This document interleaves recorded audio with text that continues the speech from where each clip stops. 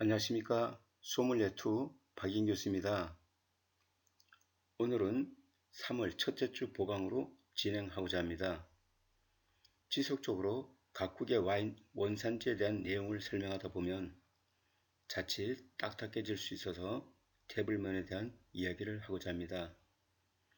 정식 양식에서는 와인이 반드시 식사에 포함되기에 과목과도 일치한다고 할 수 있습니다. 사회에 나가서 사회활동과 비즈니스 혹은 해외 출장 시 여러분들이 생활에 많이 응용하셔서 살아가면서 도움이 되길 바라며 테이블 매너 강의 시작할까 합니다.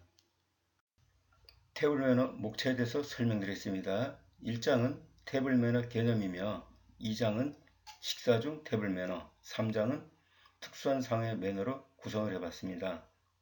1장은 1절에서 테이블 매너 필요성, 2절은 양식의 특성, 3절은 기본적인 매너, 4절은 예약의 에티켓, 5절은 착석 에티켓, 6절은 소지품 처리 꾸며봤습니다. 2장에서는 1절 냅킨 사용, 2절 나이프와 포크 이용, 3절 식사 중의 에티켓, 4절 요리 코스에 따른 메뉴, 3장은 특수한 상황 매너로 이렇게 설명을 드리고자 합니다. 1장 테이블 매너 개념에 대해서 설명드리겠습니다. 1절 테이블 매너 필요성에 대해서 설명을 드리면 현재 우리는 글로벌화 시대를 살아가면서 국제 간의 교류가 활발해지고 해외여행이나 양식을 접할 기회가 매우 확대되고 있습니다. 테이블 매너는 서양식 식생활 방법이지만 당당히 국제사회 일원으로서 생활해 나가는데 지장이 없도록 익숙하게 하는 것이 그 목적이 되겠습니다. 양식당에 가면 테이블 위에 비슷하면서도 다양한 포크, 나이프, 접시 종류가 놓여 있는 양식에서 사용 방법이나 기물 선택을 모르는 경우가 많아서 도움을 주고자 양식 중심의 테이블 매너를 소개하고자 합니다. 두 번째는 양식 특성에 대해서 설명드리겠습니다. 양식은 다양한 그릇과 기물이 있으며 음식을 코스별로 서비스하고 있습니다.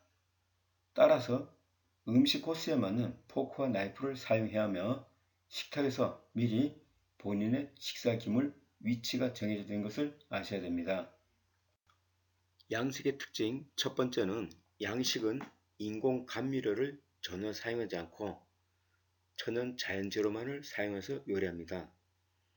기본적으로 수톡에다가 즉 뼈를 우려낸 국물에다가 소금 그리고 후추를 간으로 하는 것을 기본으로 합니다. 그래서 인공 감미료는 MSG라든가 이런 것을 우리가 많이 알고 있는 다시다라든가 미온 이런 조미료를 인공 조미료를 잘 쓰지 않습니다. 두 번째 양식 특징은 에피타이저, 수프, 샐러드, 피쉬, 앙뜨레, 앙뜨레는 우리가 육류 메인 디쉬를 얘기하는 겁니다. 디저트 코스별로 서비스를 하는 겁니다.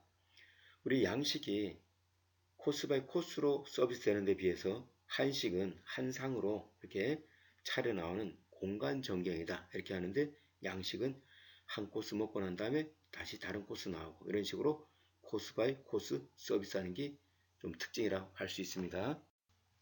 세 번째는 외국인들은 식사를 하면서 많은 대화를 하고 분위기를 마음껏 즐기면서 천천히 먹음으로써 식사 시간이 깁니다. 우리 식습관은 평균 30에서 40분 길어야 1시간 정도인데 우리 식습관으로 외국인들 식사 속도를 맞추는 것은 매우 힘들 수도 있습니다. 또 처음부터 식사 양을 조절하여 마지막 코스를 먹지도 못하는 그런 경우도 발생할 수가 있습니다. 참고로 유러피안들, 특히 불란서, 이태리 사람들은 점심을 정餐으로 할 때도 있습니다. 그래서 특히 이탈리아 사람들은 점심을 2시간, 3시간 정도 먹는 그런 또 식습관이 있습니다.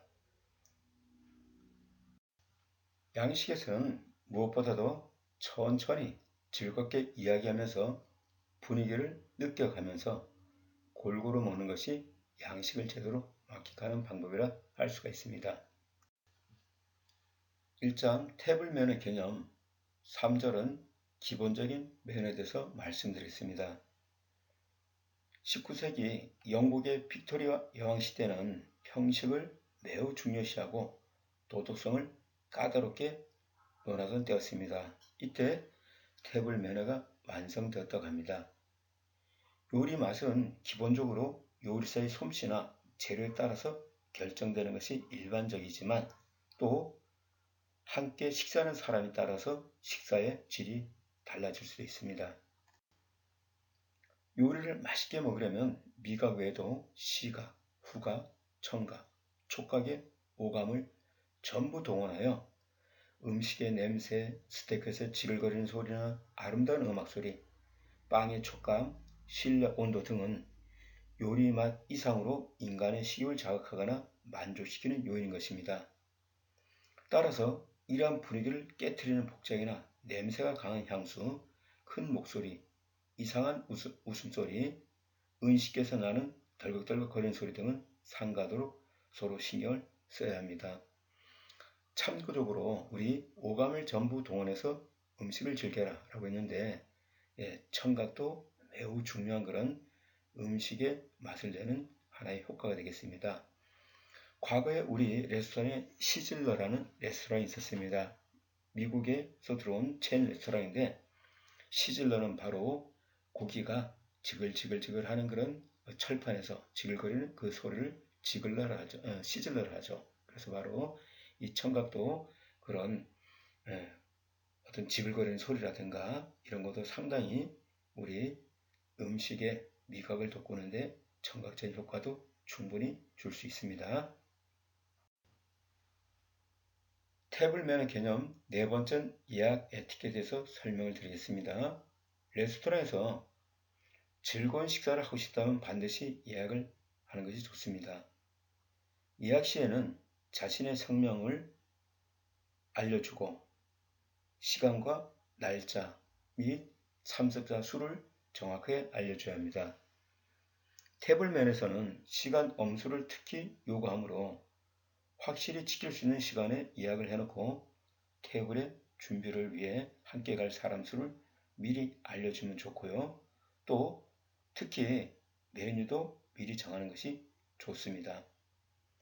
또한 모임의 목적, 예를 들면 생일, 기념일 등을 미리 알려주면 레스토랑 측에서 그 모임에 맞는 서비스를 해줄 수 있습니다. 예를 들어서 생일이다 라고 한다면 생일 케이크라든가 또 샴페인 같은 것을 서비스 내지는 또 저렴한 가격 또 없으면 미리 또 구매를 한다 그래도 준비를 해 놓을 수가 있는 것이죠. 자, 예약은 왜 해야 될까요? 본인을 위해서 예약을 합니다. 그만큼 좋은 서비스를 받기 위해서 꼭 테이블 면에서는 우리 예약이 필수입니다. 테이블 면에 대한 다섯 번째 착석의 에티켓 설명드리겠습니다. 레스토랑을 이용할 때 입구에 들어서면 지배인 혹은 그리트리스가 고객을 맞이하며 테이블까지 안내해 줍니다. 이러한 안내에 대한 관행을 무시하고 레스토랑에 들어서서 스스로 아무 테이블에 앉는 행위는 에티켓에서 벗어나는 일입니다. 다만 안내받는 테이블 위치가 마음에 들지 않을 경우는 좌석 변경 요청을 할 수 있다는 식의 희망을 표시하는 것은 무방한데요. 만약에 안내를 무시하고 아무 테이블에 앉았다라고 하면 그 테이블이 이미 예약석일 수 있으면 또 다시 옮겨야 되고 또 다른 테이블에 앉았을 때 그 테이블도 역시 예약석이 될 수 있습니다. 따라서 반드시 착석은 안내를 받아서 하는 것이 좋습니다. 착석 에티켓에서 몇 가지 더 설명을 좀 드리도록 하겠습니다. 일반적인 착석 요령 말씀드리면 서양에서는 레디 퍼스트 여성 존중 사상이 에티켓이 기본으로 되어 있습니다. 따라서 자리에 앉을 때도 여성이 앉은 후에 남성이 앉도록 되어 있습니다. 여럿이 식사를 할 때도 마찬가지입니다. 고령자, 연장자, 여성들과 함께인 경우라면 남성은 여성들이 앉을 때까지 의자 뒤에 서서 기다리거나 여성의 착석을 보수해 주는 것이 신사의 에티켓이 되겠습니다. 착석 에티켓 두 번째는 상석이 선택에 대해서 설명드리겠습니다.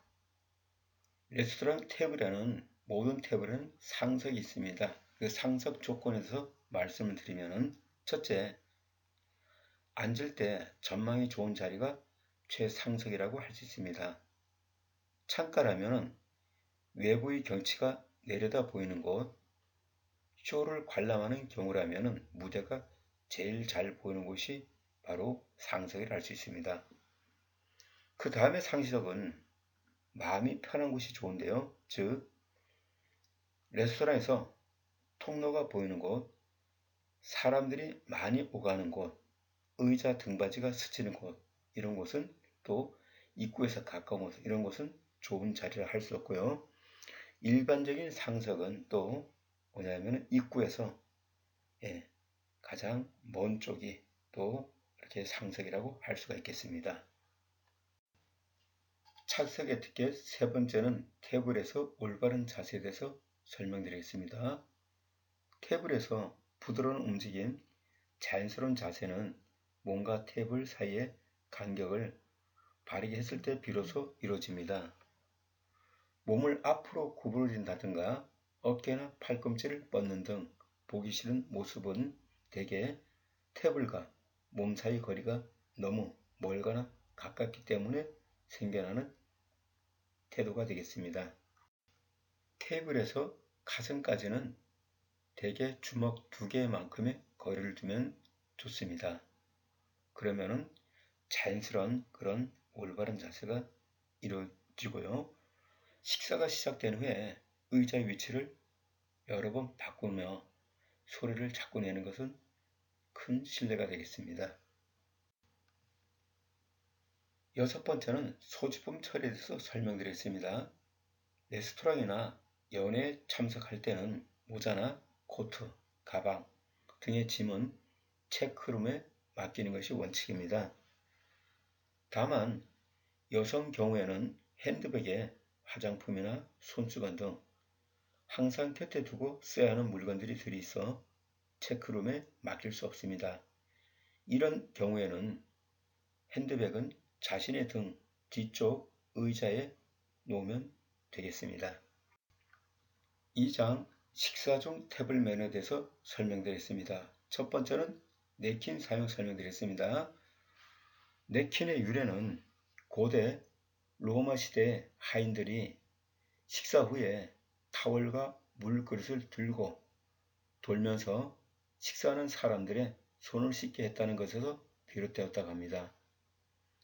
오늘날의 냅킨은 면으로서 19세기에 들어와서 직무업이 발달함에 따라 일반화가 되었다고 합니다. 두 번째는 냅킨 사용 방법에 대해서 설명드리겠습니다. 양식당에서 냅킨은 모두가 자리에 앉고 난 것을 확인한 후에, 즉 일행이 모두 도착했을 때 무릎 위에 펼칩니다. 비행기라든가 배, 기차 등 흔들리는 곳에서 식사를 할 때는 와이셔츠나 조끼 단추 구멍에 꽂기도 합니다. 또 유아용 냅킨을 별도로 만들어서 또 유아용 역시 와이셔츠나 조끼 단추 구멍에 잘 고정시킬 수 있는 그런 냅킨을 또 만들어서 제공을 하고 있습니다. 냅킨을 무릎 위에 펼쳐 놓은 것은 음식물이 잘못 떨어지더라도 옷이 더러워지지 않도록 하려는 데 그 목적이 있습니다. 그 밖에 입을 닦는다든가 핑거볼을 사용한 후 물기를 닦을 때 이용합니다. 우리 학생들 핑거볼은 아마 한두 번쯤 들어보셨을 겁니다. 핑거볼은 우리가 손가락을 씻는 물로서 우리 금속재로 아주 보기 좋게 반짝반짝 빛나는 금속재로 보통 만드는데요. 은기물로 여기다가 미지근한 물 반절을 넣고 그 다음에 레몬을 띄워 가지고 이렇게 제공하는 건데, 용도는 우리 뼈가 있는 고기라든가 샌드위치라든가 손으로 먹어야 되는 과일 같은 것, 즉 음식이라든가 이런 거를, 또 디저트라든가 여러 가지 음식 종류 중에서 손으로 직접 집어서 먹어야 되는 경우에 핀거브를 사용합니다. 예를 들어서 바다가재나 그 다음에 양갈비, 샌드위치 등등 이런 걸 먹을 때는 핀거블이 제공됩니다. 그래서 네킨은 이 핀거블을 사용할 때 손가락을 씻고 난 다음에 물기를 닦을 때 냅킨을 이용을 하고요. 또 입을 닦더라도 세게 닦지 말고 가볍게 눌러서 닦아야 됩니다. 우리 수건으로 세수한 다음에 닦듯이 그렇게 닦는 것이 아니고 지그시 톡톡 가볍게 눌러가면서 닦고요. 특히 여성 중에는 입술에 립스틱을 냅킨으로 닦아내기도 하는데 이는 에티켓에서 많이 벗어난 행위이므로 삼가도록 해야 됩니다. 두 번째는 나이프와 포크 이용에 대해서 설명드리겠습니다. 중앙의 접시를 중심으로 나이프와 포크는 각각 오른쪽과 왼쪽에 놓이게 됩니다. 따라서 있는 그대로 나이프는 오른손에, 포크는 왼손에 잡으면 됩니다. 양식에서 포크와 나이프는 하나만을 계속 사용하는 것이 아니라 코스에 따라서 각각 다른 것을 사용합니다. 즉, 에피타이저 포크 나이프는 에피타이저에, 피쉬 포크 나이프는 피쉬 사용해, 그 다음에 샐러드 포크 나이프는 샐러드에, 이런 식으로 각각 용도에 맞는 포크와 나이프를 사용해야 되겠습니다. 포크와 나이프는 대개 각각 3개 이하로 놓여있게 마련인데 바깥쪽에 있는 것부터 차례로 쓰면 됩니다. 나이프와 포크를 사용할 때는 끝이 서로 직각이 되게 하며 팔꿈치를 옆으로 벌리지 않고 팔목 부위만을 움직여 자르는 것이 좋습니다. 식사 중에 포크와 나이프는 접시 양끝에 걸쳐 놓거나 접시 위에 서로 교차해 놓습니다. 포크의 경우 접시 위에 놓을 때는 엎어 놓습니다. 식사가 끝난 뒤 접시 중앙의 윗부분에 나란히 놓으면 식사가 끝난 것이고요. 음식물을 입안에 넣고 씹을 때는 포크와 나이프는 접시에 놓도록 하며 나이프의 경우 입안에 직접 넣는 것은 금지로 되어 있습니다. 자, 지금 그림을 보시면은 위에 있는 그림은 포크와 나이프가 한 방향으로 놓여져 있습니다. 이런 경우는 음식이 비록 남았다고 할지라도 식사를 마친 경우가 되겠으며 또 아래 그림을 보시면은 포크와 나이프가 이렇게 겹쳐 있습니다. 겹치지 않고 서로 직각 비슷하게 서로 교차되어 있습니다. 이런 경우는 비록 플레트에 즉 접시에 소스가 조금 남아있다 하더라도 그건 식사를 더 하겠다는 이야기죠. 그래서 식사 중에 급하게 자리를 떠야 될 경우 예를 들어서 손을 씻는다든가 아니면은 우리 또 전화를 건다든가 뭐 기타 다양한 일로 자리를 뜨는 경우는 이렇게 아래처럼 그림을 포크와 나이프를 걸쳐 놓고 있으면은 이거는 식사가 다 마치지 않았다. 그런 어떤 하나의 상징이 되겠습니다. 그래서 식사를 마친 경우에 포크와 나이프와 식사를 하는 중에 포크와 나이프는 이런 방향으로 놓게 됩니다. 2장 식사 중 테이블면에서 세 번째는 식사 중 에티켓에 대한 설명을 드리겠습니다. 서양에서는 식당 개념을 식욕을 채우는 장소로만 생각하지 않고요. 동시에 사교와 비즈니스 장소로 생각하고 있습니다. 함께 식사하는 사람들은 각각의 정보를 교환한다거나 서로 이해를 깊게 하기 위해서 대화를 나누게 됩니다. 이때 너무 큰 소리로 떠들어 사람들에게 불쾌감을 준다거나 아무 말도 없이 묵묵히 식사만 하여 주위 사람들에게 부담을 주는 행위는 삼가도록 해야 되겠습니다. 이상으로 테이블 매너 1차시 강의에 대해서 마치도록 하겠는데요. 1차시 강의에서는 지금 보여드린 것처럼 1장과 2장에서는 냅킨 사용, 나이프와 포크 이용, 그 다음에 식사 중에 에티켓까지 설명드렸습니다. 우리 2차시에서는 이제 본격적으로 테이블 매너의 핵심인 요리 코스에 따른 매너를 설명하도록 하겠습니다. 자, 1차 시 끝까지 들어주셔서 감사합니다. 1차 시 강의 마치겠습니다.